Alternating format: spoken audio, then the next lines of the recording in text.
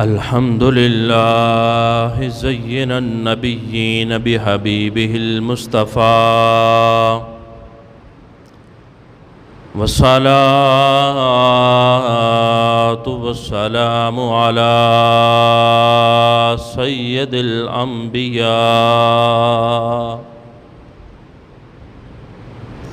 وعلى آله الطيبين الطاهرين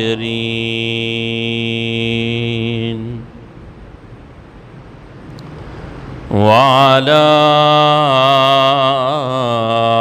أصحابه أجمعين.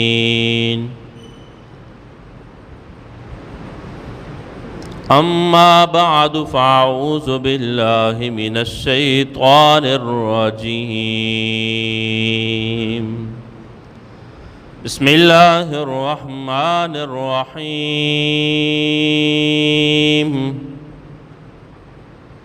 وما يذكر إلا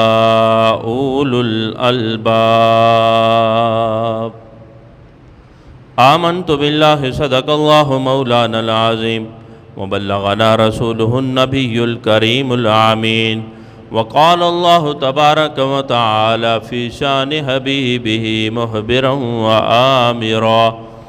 إن الله وملائكته يصلون على النبي يا أيها الذين آمنوا صلوا عليه وسلموا تسليما. الصلاة والسلام عليك يا سيدي يا رسول الله وعلى آلك وأصحابك يا نبي الله. الصلاة والسلام عليك يا سيدي يا رسول الله وعلى آلك وأصحابك يا رحمة للعالمين.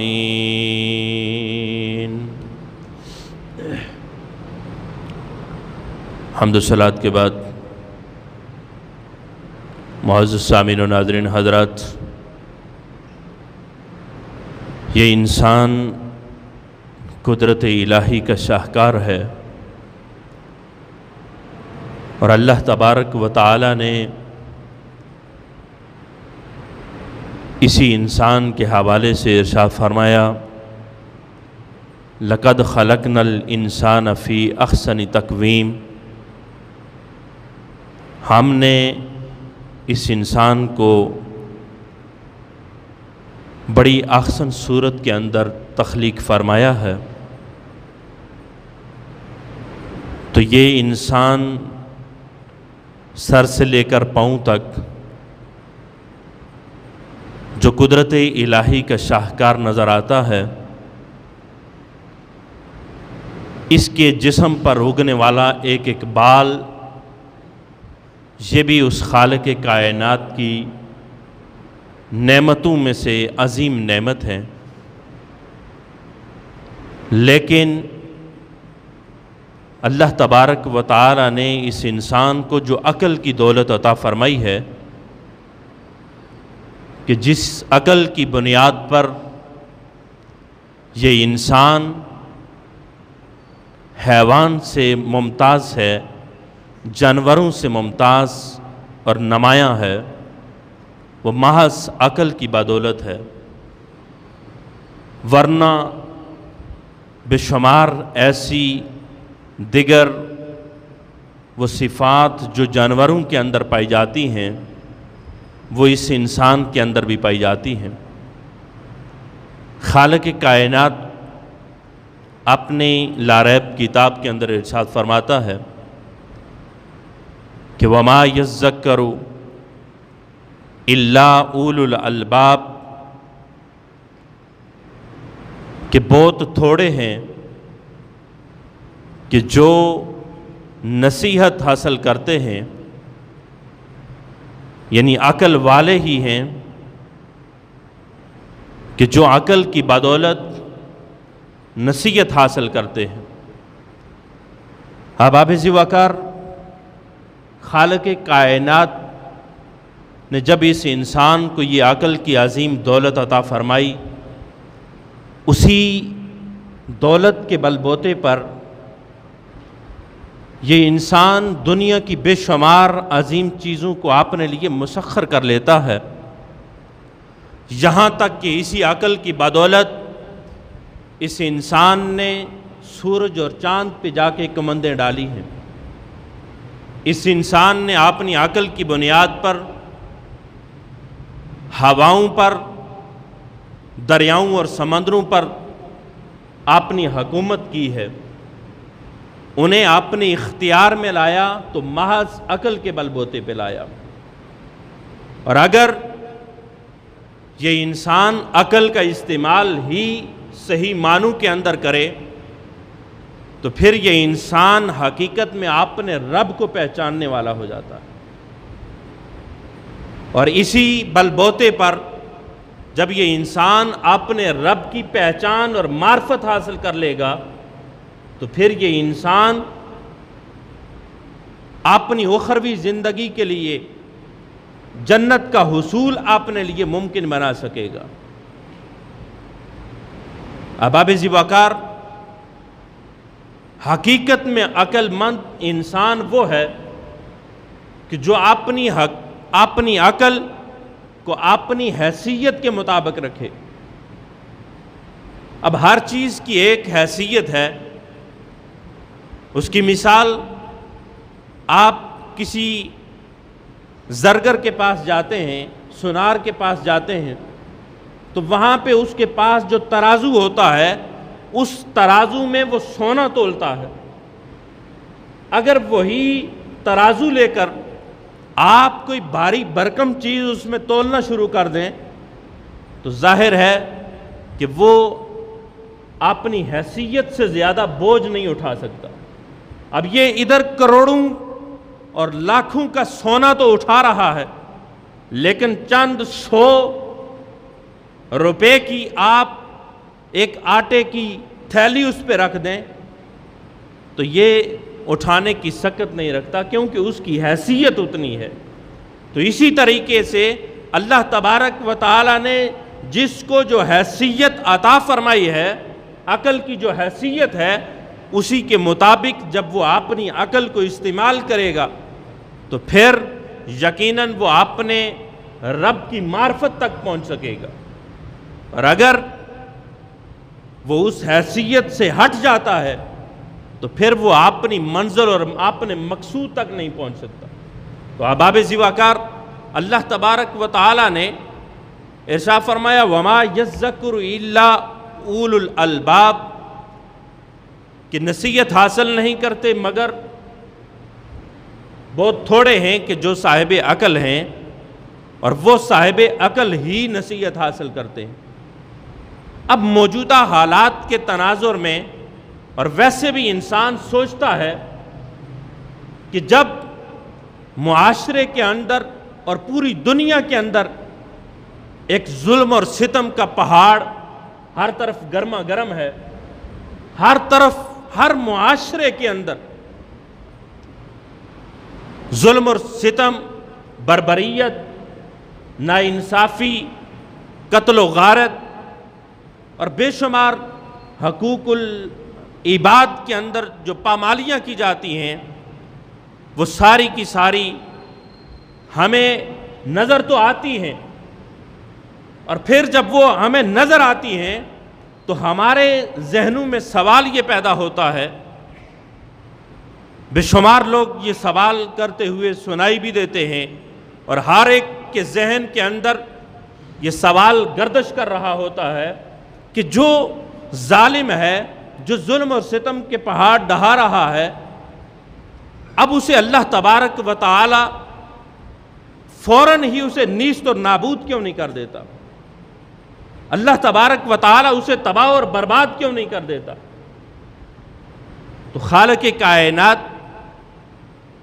سورہ فاطر کے اندر ارشاد فرماتا ہے، اس کا ترجمہ آیہ مبارکہ کا، کہ اللہ تبارک و تعالی اگر ان لوگوں کے مطابق فیصلہ کرتا یعنی جو ان کے اعمال ہیں ان کے اعمال کے مطابق رب کائنات انہیں نیست اور نابود کرتا تو پھر تمہیں اس زمین کی پشت پر کوئی چلتا انسان دکھائی نہ دیتا، پھر تمہیں اس زمین کی پشت پر چلتا کوئی انسان دکھائی نہ دیتا۔ اللہ کا قرآن کہہ رہا، اور اللہ تبارک و تعالیٰ ارشاد فرماتا ہے کہ پھر اللہ تبارک و تعالیٰ انہیں ڈھیل دیتا ہے، انہیں مہلت دیتا ہے، ایک مقررہ مدت تک اللہ تبارک و تعالیٰ انہیں ڈھیل دیتا رہتا ہے۔ اب اس ڈھیل دینے کے اندر اللہ تبارک و تعالیٰ کی بے شمار حکمتیں ہیں، اللہ تبارک و تعالیٰ کی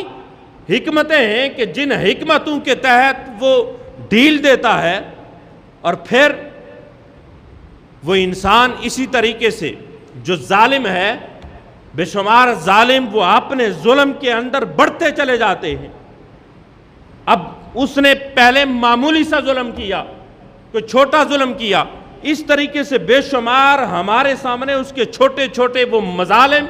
وہ ہمیں نظر آنا شروع ہو جاتے ہیں، لیکن اللہ تبارک و تعالیٰ اسے ڈھیل دے رہا ہے۔ اس کے اندر جو حکمتیں ہیں ان حکمتوں میں سے چند حکمتیں جو ہماری سمجھ میں آتی ہیں، ان میں سے ایک حکمت تو یہ ہے کہ ادھر میرے اور آپ کے آقا علیہ السلام دین اسلام کی دعوت دے رہے ہیں، اور ایک شخص ہے کہ جس کا نام خالد ہے، تو وہ خالد نامی شخص وہ اسلام کے اوپر ظلم کے پہاڑ ڈھا رہا ہے، وہ ظلم اور ستم کر رہا ہے اہل ایمان کے اوپر۔ اور اگر بے شمار صحابہ کرام رضوان اللہ تعالی علیہم اجمعین کے ذہنوں کے اندر بھی یہ سوال پیدا ہوا ہوگا کہ کاش اس سے جو ان کے ظلم ہیں ان سے ہماری جان چھوٹ جائے، لیکن اللہ تبارک و تعالیٰ کو کچھ اور منظور ہوتا ہے کہ جس کی بنا پہ بالآخر وہ خالد نہیں رہتا بلکہ خالد بن ولید بن کر اللہ کی تلوار بن جاتا ہے، اللہ کی ایسی تلوار بنتا ہے کہ خالق کائنات اور مصطفیٰ کریم علیہ السلام اسے اللہ کی تلوار قرار دے رہے ہیں۔ اب یہی خالد تھا، ادھر اللہ تبارک و تعالیٰ کی تلوار بن کر ہر میدان جنگ کے اندر شامل ہے، اور پھر اپنی شہادت کو میدان جنگ کے اندر تلاش کر رہا ہے، لیکن وہ خالد اسے اللہ تبارک و تعالیٰ نہ ہی تو اس میدان جنگ کے اندر کوئی آنچ آنے دیتا ہے بلکہ ہر میدان کے اندر کامیاب اور کامران فرماتا ہے۔ اور جب وہ کامیابی اور کامرانی اس مقام تک پہنچ جاتی ہے کہ ہر طرف خالد بن ولید کے چرچے ہوتے ہیں۔ آج تو ہمارے اعمال کے کرتوت ہیں، میں نے پہلے سورہ فاطر کی آیت کا ترجمہ کیا کہ وہ اگر اعمال کی وجہ سے اللہ تبارک و تعالی نیست اور نابود کرنا چاہے تو پھر کوئی شخص زمین پہ چلتا نظر نہ آئے اس زمین کی پیٹھ پر۔ تو ہمارے کرتوتوں کی وجہ سے بے شمار احادیث مبارکہ اور قرآن کی آیات مبارکہ ہیں کہ جن کا مفہوم یہ ہے کہ انسان کے وہ اپنے ہاتھوں سے کیے ہوئے اعمال ہیں کہ جن کی وجہ سے ان کے اوپر کبھی تو ظالم حکمران مسلط کیا جاتا ہے، ظالم حکمران چاہے وہ ملک کا کوئی بادشاہ ہو یا کسی ادارے کا سربراہ ہو یا کسی بھی چیز کا وہ کوئی جو رائی بنایا جاتا ہے، جیسا کہ میرے آقا علیہ السلام نے ارشاد فرمایا کلکم رائن وکلکم مسئول، تم میں سے ہر ایک رائی ہے اور ہر ایک سے اس کے رعایا کے بارے میں سوال کیا جائے گا، چاہے کوئی گھر کا فرد ہے، چاہے کوئی کسی معاشرے کا بڑا فرد ہے، چاہے وہ کسی ضلع کا ہے یا ملک کا ہے، تو ہر انسان جب رائی ہے اس سے سوال کیا جائے گا۔ تو یہ ہمارے اعمال کی وجہ سے، وہ ہمارے اعمال کی مناسبت سے وہ شخص ہمارے اوپر مسلط کیا جاتا ہے۔ تو ادھر جب یہ صورتحال ہے تو اللہ تبارک و تعالی نے اپنی حکمتوں کے تحت جب وہ سارے معاملات کرنے ہیں، تو میں خالد بن ولید رضی اللہ تعالی عنہ کی ذات کے حوالے سے بات کر رہا تھا۔ کل میں سوشل میڈیا پہ پڑھ رہا تھا کہ ہمارے ملک پاکستان کے نصاب سے، جو ہمارا تعلیمی نصاب ہے، اس میں سے حضرت خالد بن ولید رضی اللہ تعالیٰ عنہ کا وہ جو جذبہ جہاد تھا اس کو نکال دیا گیا ہے، اس کو پس پش ڈال دیا گیا ہے، تاکہ مسلمانوں کے اندر وہ جذبہ جہاد جو ہے وہ کہیں باقی نہ رہ جائے۔ تو بہرحال یہ ہماری اپنی کمزوریاں اور ہمارے اعمال کی مناسبت کی وجہ سے ہے۔ تو احباب ذی وقار میں عرض کر رہا تھا، حضرت ابو ہریرہ رضی اللہ تعالی عنہ سے روایت ہے کہ حضور علیہ الصلوۃ والسلام نے ارشاد فرمایا کہ مومن جو ہے وہ غیرت مند ہے، اور اللہ تبارک و تعالی سب سے زیادہ غیرت فرمانے والا ہے۔ یہ صحیح مسلم شریف کی حدیث مبارکہ ہے کہ حضرت ابو ہریرہ فرماتے ہیں کہ حضور نے ارشاد فرمایا کہ مومن غیرت مند ہے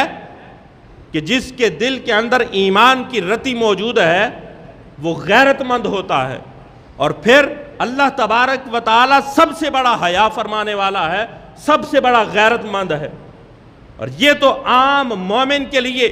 کہ یہ معاملہ ہے کہ وہ دنیاوی معاملات کے اندر بھی غیرت کرتا ہے، اپنے نجی معاملات کے اندر بھی غیرت اختیار کرتا ہے، لیکن جب دین کی بات آ جائے تو اللہ تبارک و تعالی سب سے زیادہ غیرت مند ہے، سب سے زیادہ غیرت مند ہے۔ میں پہلے عرض کر چکا کہ اگر اللہ تبارک و تعالی انہیں نیست و نابود کرنا چاہے، ہمارے اذہان کے اندر جو سوال پیدا ہوتا ہے کہ ظلم کرنے والا، فرض کیا اسرائیل کی مثال آپ لیں کہ اسرائیل نے فلسطین کے اوپر کتنا ظلم کیا، انڈیا نے کشمیر کے اوپر کتنا ظلم کیا، ہم دعائیں بھی کرتے ہیں، التجائیں بھی کرتے ہیں، لیکن پھر ذہن میں سوال پیدا ہوتا ہے کہ ادھر مومن ہے، ادھر عالم کفر ہے،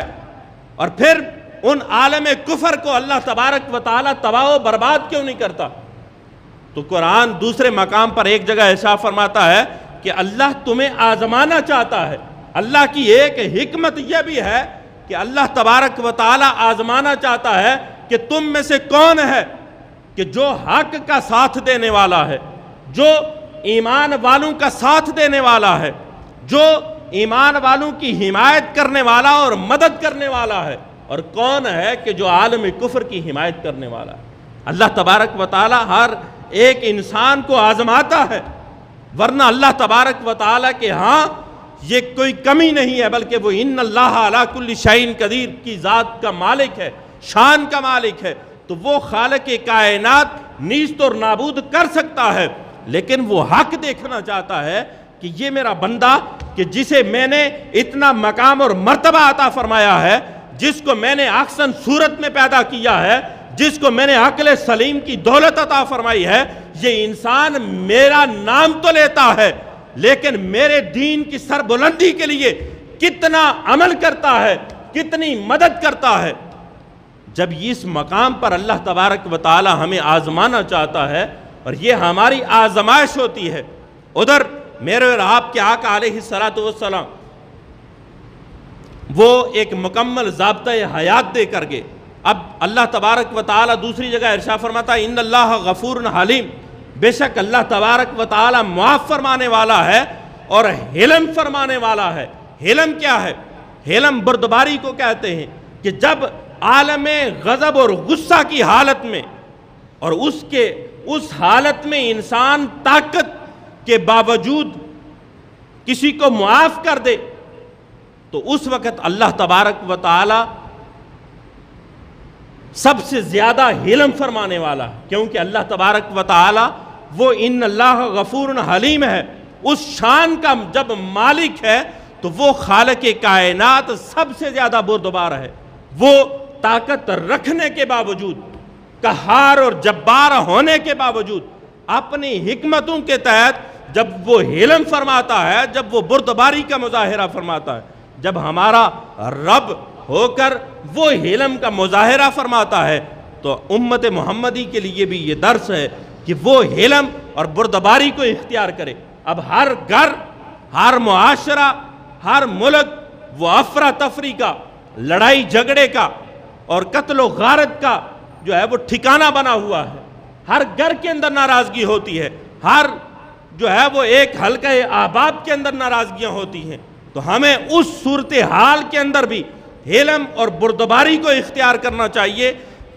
کہ جب ہم کسی کو معاف کریں گے تو اللہ تبارک و تعالی ہمیں معاف کرے گا۔ اور پھر حضور علیہ السلام کی ایک حدیث مبارکہ، حضرت سیدنا انس بن مالک رضی اللہ تعالی عنہ آپ روایت کرتے ہیں کہ ایک مرتبہ حضور علیہ السلام جلوہ افروز ہیں اور حضور مسکرا گئے، آپ نے تبسم فرمایا۔ جب حضور نے تبسم فرمایا تو حضرت عمر فاروق رضی اللہ تعالی عنہ آپ نے عرض کی، یا رسول اللہ صلی اللہ علیہ وسلم، آپ کس وجہ سے آپ نے تبسم فرمایا ہے، آپ کیوں مسکرائے ہیں، اس کی وجہ تو بیان فرما دیجئے۔ تو حضور علیہ السلام نے ارشاد فرمایا، میرے صحابہ، میں نے اس وجہ سے تبسم فرمایا ہے کہ جب بروز حشر اللہ تبارک و تعالی کی بارگاہ میں دو شخص، دو زانو وہ حاضر ہوں گے، اور ایک شخص اللہ تبارک و تعالی کی بارگاہ میں عرض کرے گا کہ باری تعالی مجھے میرا حق دلایا جائے، یہ ظالم انسان ہے اور اس نے مجھ پر ظلم کیے ہیں، تو وہ ظلم جو اس نے کیے ہیں اس وجہ سے مجھے وہ حق دیا جائے۔ حضور علیہ السلام نے ارشاد فرمایا کہ اس وقت رب کائنات کی بارگاہ میں وہ ظالم شخص بھی پیش ہوگا، اور جب وہ پیش ہوگا تو اس حالت میں رب کائنات ارشاد فرمائے گا کہ اے مظلوم، یہ جو شخص ظالم ہے اس کے پلڑے میں تو کوئی نیکی نہیں ہے کہ جو نیکی تجھے دی جائے، کیونکہ اس کی ساری نیکیاں دوسرے احباب میں تقسیم کر دی ہیں، جن دوسروں لوگوں پر اس نے ظلم کیا تھا ان پہ تقسیم کر دی ہیں، تو اب یہ خالی ہے نیکیوں سے، اب تو کیا چاہتا ہے؟ تو اس وقت وہ شخص عرض کرے گا کہ باری تعالیٰ اگر اس کے پاس نیکیاں نہیں ہیں تو یہ میرے گناہوں کا بوجھ تو اٹھائے نا، میرے پاس جو گناہ ہیں ان گناہوں کا بوجھ اٹھائے۔ خالق کائنات اس وقت اس شخص کے پاس جو مظلوم ہوگا اس کے سامنے موتیوں اور جواہرات کے محلات پیش کرے گا، اس کے سامنے ہوں گے، تو جب وہ نظر آئیں گے تو اس وقت وہ عرض کرے گا، باری تعالیٰ یہ موتیوں اور جواہرات کے جو محلات ہیں یہ کس کے لیے رکھے ہیں؟ یہ نبیوں کے لیے ہیں، صدیقوں کے لیے ہیں، شہیدوں کے لیے ہیں۔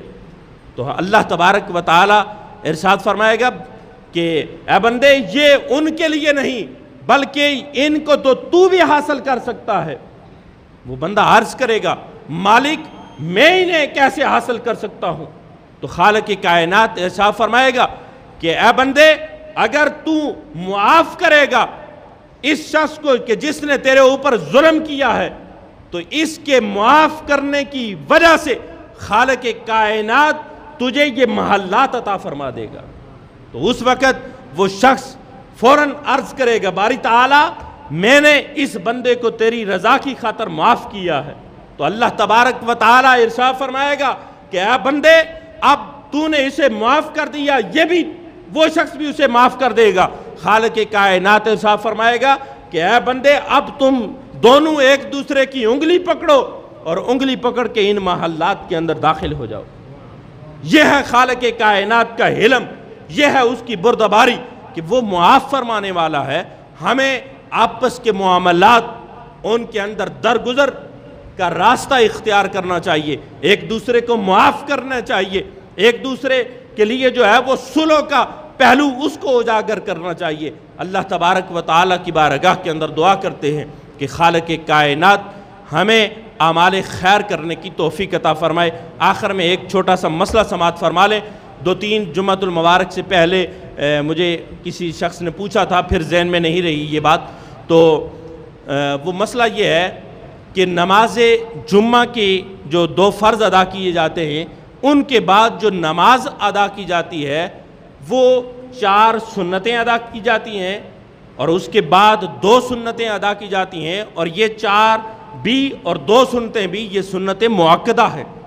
یہ سنت مؤکدہ ہیں جو ہم ادا کرتے ہیں۔ تو وہ صاحب یہ کہہ رہے تھے کہ بے شمار لوگوں سے پوچھا یا بات ہوئی تو وہ کہنے لگے کہ ہم اس کے بعد جمعہ کے فرضوں کے بعد نماز ظہر ادا کرتے ہیں، تو نماز ظہر نہیں ہے بلکہ اس کے بعد یہ سنت مؤکدہ ہیں۔ اور ان کو ادا کرنا بھی ضروری ہے۔ بے شمار یہ سنتیں ادا کرنے کے